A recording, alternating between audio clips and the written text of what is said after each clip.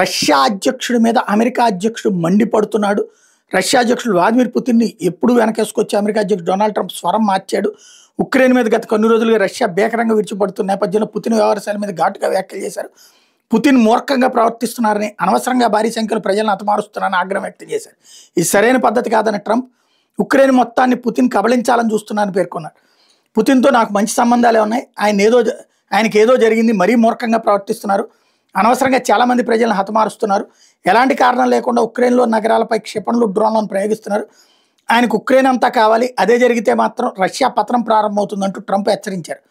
Ukraine అధ్యక్షుడు Zelensky తీరును కూడా ట్రంప్ విమర్శించారు. జెలెన్స్కీ మాట్లాడే విధానం కూడా ఆ దేశానికి ఏమాత్రం మేలు చేయదని, ఆయన మాట్లాడే ప్రతి మాట సమస్యలు సృష్టిస్తుందన్నారు. మరి వాడు సమస్యలు సృష్టిస్తుంటే అవతలోడు ఏమన్నా కాళ్ళు ఏళ్ళు పెట్టుకుని కాసు కూర్చుని ఉంటాడే ఏంది? అమెరికాని ఏదన్నా అంటే ఊరుకుంటుందా? రెండోది, పుతిన్నే ప్రాణాలు తీయడానికి ప్రయత్నిస్తే ఊరుకుంటారు వాళ్ళు? అసలు సంగతి అది. దాచేసుకుంటూ మాట్లాడతాడు ట్రంప్.